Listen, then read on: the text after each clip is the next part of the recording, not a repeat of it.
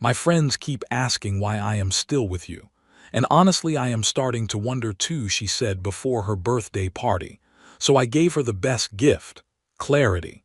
She came home drunk to an empty apartment and a note. Stop wondering. We are done. My name is Alex, 28. Software developer in a decent-sized city somewhere in the Midwest.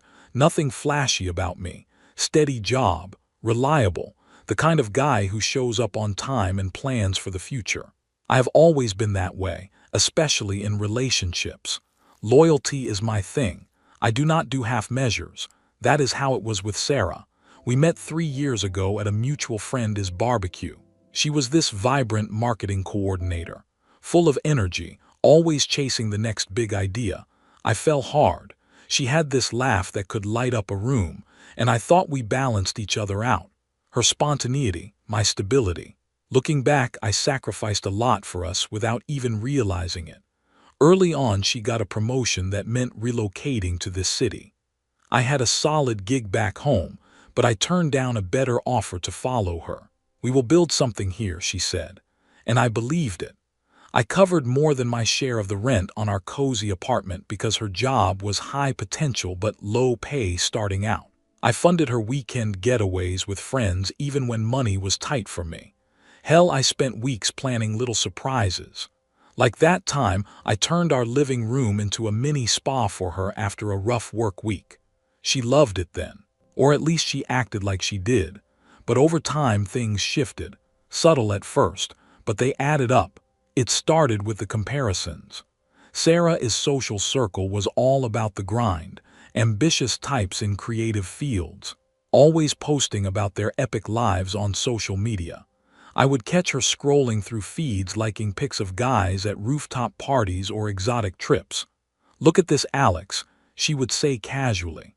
Mike from work just backpacked through Europe. That is living. Mike. That name popped up more and more. He was her coworker, some charismatic account manager with a flair for the dramatic. Tattoos, stories from Burning Man, the works. I did not think much of it initially. Jealousy is not my style. But then came the digs. Her posts got weirder too. Nothing direct, but passive-aggressive memes about settling for average or when your partner does not match your vibe. Friends started giving me these pitying looks at group hangs. One night after a dinner party, her best friend pulled me aside. Alex, you are great, but Sarah has been venting. Just talk to her. I tried. Hey, everything okay? I would ask. She would brush it off. Yeah, just work stress. But the distance grew. Late nights at team building events. Her phone buzzing with texts she would angle away from me. I would lie awake staring at the ceiling wondering what I was missing. Was I too predictable? Too safe? It ate at me. That confusion. The unfairness of pouring everything in and getting radio silence back. But I did not push. I figured communication would fix it eventually. Then came the week of her 26th birthday. She was hyped, planning this big party at a trendy bar downtown, inviting her whole crew including work folks. I had been busting my ass to make it special, saved up for a custom necklace she had hinted at, engraved with our inside joke. I even coordinated with her friends for surprises. The night before the party we were at home getting ready. She was in the bathroom doing her makeup, and I was in the living room wrapping the last gift. That is when it hit the fan. She came out phone in hand scrolling through messages with this smirk. God, my friends are hilarious, she muttered laughing at something on the screen. I glanced up. What is up? She set the phone down but not before I caught a glimpse. A group chat thread. Something about upgrade options. She leaned against the counter crossing her arms. Okay Alex, we need to talk. My friends keep asking why I am still with you. And honestly, I am starting to wonder too. I froze, the wrapping paper crinkling in my hands.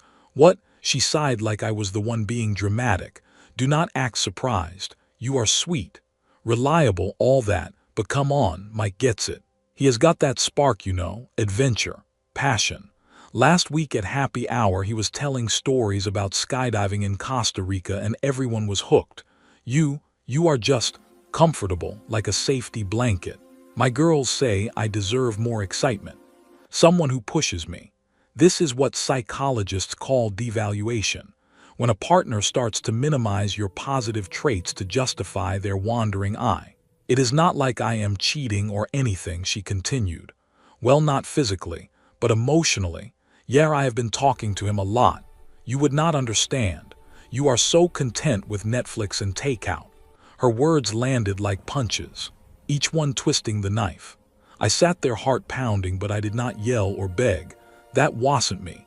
Instead, I asked calmly, so what are you saying, Sarah? You want out? She rolled her eyes, grabbing her purse. I am not saying that exactly. But yeah, I have been thinking. Life is short. Why settle? Mike invited me to his cabin this weekend. Just friends, but who knows? I need space to figure it out. Do not wait up tonight.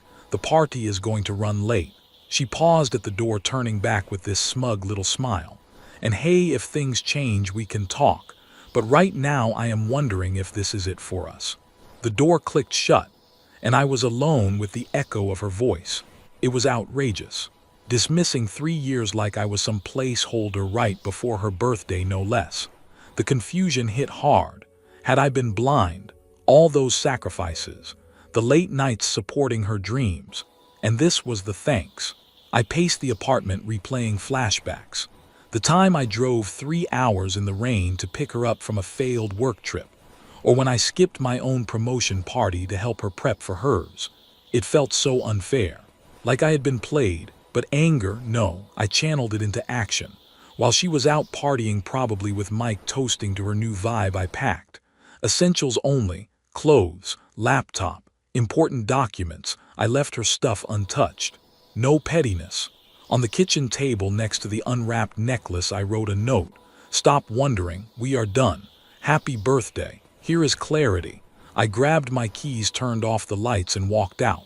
Headed to a cheap hotel across town. Phone on silent. No dramatic scene. No confrontation, just detachment. She wanted space. She would get an ocean of it. That night, as I lay in the stiff hotel bed, the weight settled in. It hurt. The betrayal. The public humiliation bubbling under her words. Her friends knew, probably laughing about it at the party. But I did not text or call. Dignity over desperation. Little did I know that was just the beginning. If you think I was right to leave without a fight, hit the subscribe button. We talk about self-respect and boundaries here on Story Sparks. The morning after. I did not sleep much that first night in the hotel. The room was generic. Beige walls, a lumpy mattress, the hum of the AC drowning out the city noise. But it was mine, at least for now. My phone stayed on silent, tucked in the nightstand drawer. I knew she would blow it up eventually, but I wasn't ready to deal. Instead, I stared at the ceiling, letting the betrayal sink in deeper. It wasn't just the words. It was the smugness. The way she tossed it out like casual chit-chat before heading to her party, like I was an afterthought. The unfairness gnawed at me. 3 years of building a life, and she reduces it to comfortable. I replayed the scene in my head. Her rolling eyes, the little smirk. It stung. But I refused to let it break me. No calls to friends for venting. No social media rants. Just quiet processing. Around 2 a.m. I caved and checked my phone. Missed calls, 7 from Sarah, a couple from her friends. Texts piled up too. The first one, Alex, WTF. Where are you? Party is lit. Come join. Then as the night wore on, just got home. Apartment is empty. Is this a joke? Followed by, saw the note. Seriously, on my birthday. You are such a child. This is called gaslighting. Trying to make me feel crazy or immature for reacting normally to her disrespect. I did not respond. Let her stew. By morning, the calls ramped up. I was sipping crappy hotel coffee when my phone rang again. Her number. I answered, keeping my voice even. No point in ghosting forever. Clarity meant facing it head on. But on my terms. Alex, finally. What the hell is going on? Her voice was sharp, laced with that post-party rasp. Probably hungover. Still in last night's makeup. I think the note was clear. Sarah, we are done. She laughed, but it was forced. Brittle. Oh, come on. You are overreacting big time. It was just talk. Friends venting, you know. Mike is fun, but it is not serious. You are blowing this way out of proportion. It is my birthday weekend. Cannot we just hash it out like adults? Hash it out. I echoed, staying calm. You said your friends wonder why you are with me. You admitted you are wondering too. Compared me to Mike, said I am just a safety blanket. That is not venting. That is you checking out. There was a pause. Then she shifted gears, excuses tumbling out. Look, I was stressed, okay? Work has been crazy. And yeah, Mike listens. He gets the creative side. But that is not cheating. Emotionally, maybe I leaned on him, but physically nothing happened. You are being so insecure about this. My girls say guys like you always freak out over nothing. I need someone who supports my growth, not drags me down with jealousy. Her logic twisted like a pretzel, blaming me for her wandering eyes, framing it as my flaw. Supports your growth. I moved cities for your job, covered bills so you could chase promotions. That is not support. Exactly, you are stable, Alex, but stability is boring sometimes. Life is about passion, risks. Mike pushes me to think bigger. But hey, if you come back, we can work on that. Spice things up. Do not throw us away over one conversation. I could picture her pacing the apartment, hair messy, trying to manipulate the narrative. But I wasn't buying. No, Sarah.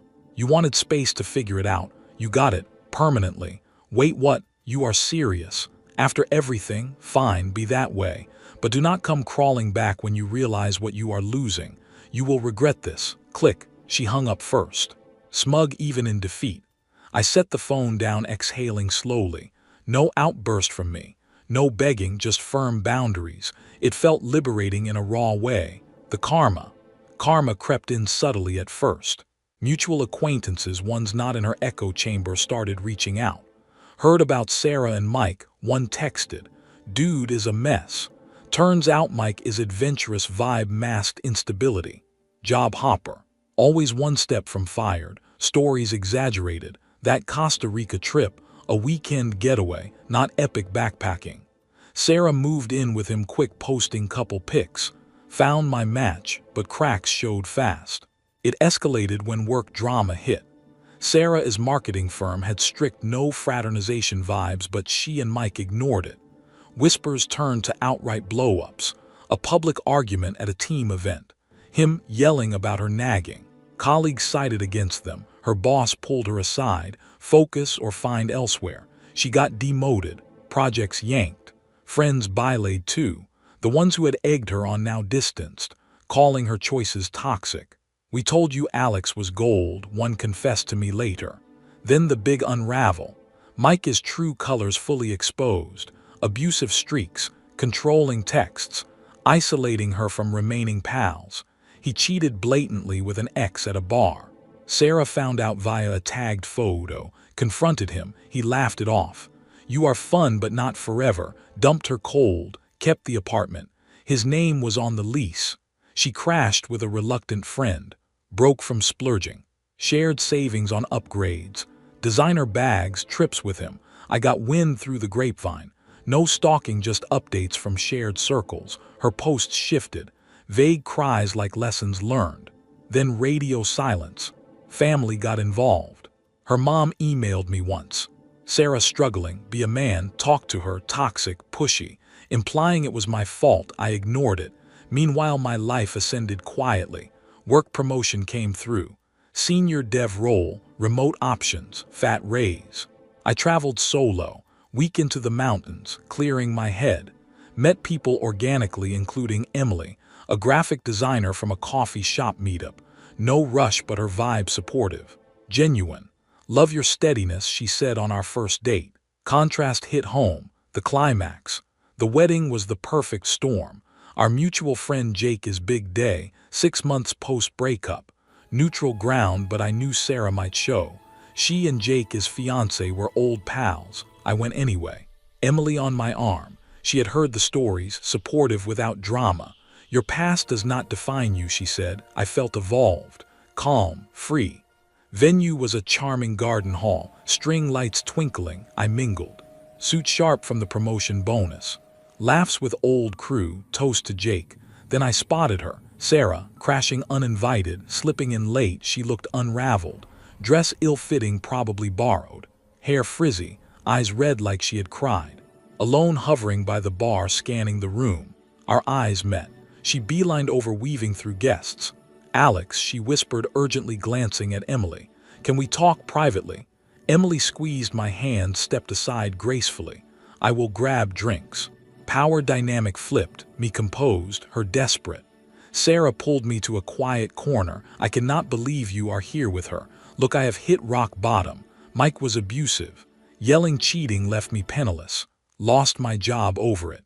Friends ghosted after the truth came out. Even family says I screwed up. But you thriving, I see, I get it now. What I lost, stable, kind, I have changed, therapy even. Give me us another chance." Her words echoed her old hypocrisy, begging for what she had dismissed. Emotional shift clear, her crumbling, me unmoved. I met her gaze steadily. "Sarah, you said your friends wondered why you stayed with me. That I was just comfortable, not exciting. You chose Mike, chased that vibe.